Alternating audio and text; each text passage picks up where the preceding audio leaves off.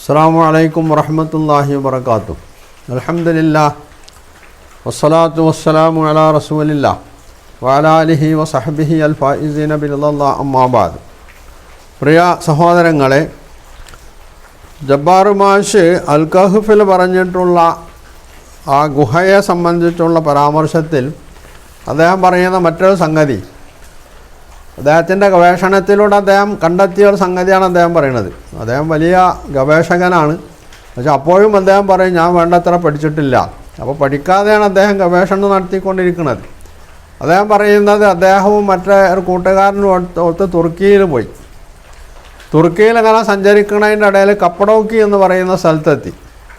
ആ കപ്പഡോക്കിയിൽ മലകൾ തുരന്നിട്ട് ഉണ്ടാക്കിയിട്ടുള്ള കുറേ ഗുഹകളുണ്ട് പോലും. ആ ഗുഹയിൽ എല്ലാ സംവിധാനവും ഉണ്ട്. ആ ഗുഹകൾക്ക് ഉള്ളിൽ നിന്ന് അടക്കാവുന്ന വാതിലുകളുണ്ട്. ആ വാതിലുകൾ അടച്ചിട്ടുണ്ടെങ്കിൽ പിന്നെ പുറത്തുനിന്ന് അത് തുറക്കാൻ കഴിയില്ല എന്നൊക്കെയാണ് അദ്ദേഹം പറയുന്നത്. എന്ന് മാത്രമല്ല, അദ്ദേഹം പറയുന്നത് അവിടെ ആ ഗുഹകളിൽ ചർച്ചിൻ്റെ സംവിധാനം വരെ ഉണ്ട്, ആരാധനാ സംവിധാനങ്ങൾ വരെ ഉണ്ട്. അപ്പോൾ ഇങ്ങനെയുള്ള ഏതോ ഒരു ഗുഹയിലായിരിക്കും ഈ ഗുഹാവാസികൾ, അൽ കഹ്ഫിൽ പറഞ്ഞ ഗുഹാവാസികൾ അഭയം തേടിയിട്ടുണ്ടാവുക എന്നാണ് അദ്ദേഹത്തിൻ്റെ മറ്റൊരു വാദം.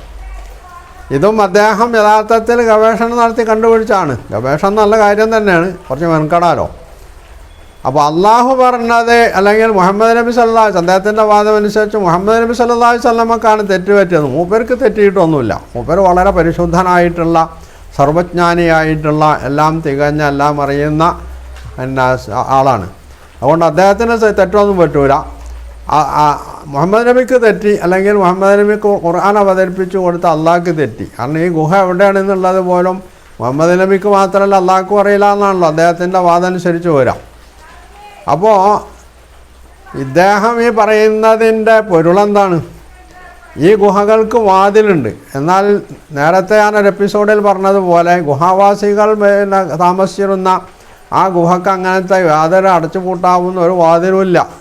തുറന്ന ഒരു ഗുഹ, ആ ഗുഹക്കുള്ളിൽ തുറന്ന സ്ഥലത്താണ് ഇവർ കിടക്കണമെന്നാണ് വിശുദ്ധ ഖുർആൻ പറഞ്ഞത്. വതറ ശംസ ഇദാ തലഅത് തസാവറു അൻ കഹ്ഫിഹിം ദാത്തൽ യമീനി വഇദാ ഖറബത് തഖരിദുഹും ദാത്ത ഷിമാൽ വഹും ഫീ ഫജ്വത്തിൻ മിൻഹു.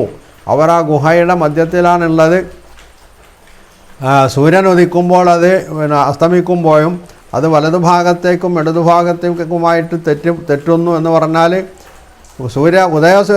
സൂര്യൻ്റെയോ അല്ലെങ്കിൽ അസ്തമയ സൂര്യൻ്റെയോ വെയിൽ ആ ഗുഹയിലേക്ക് കിടക്കില്ല.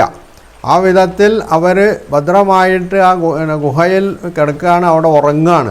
ഒഹും റുഖൂദ്, അവർ ഉറങ്ങുകയാണ്. പക്ഷേ പുറമെന്നൊരാൾ നോക്കുന്ന സമയത്ത് അവർ ഉണർന്നിരിക്കുകയാണ് എന്നവർക്ക് തോന്നുന്നവരെ ഖുർആൻ പറയുന്നുണ്ട്.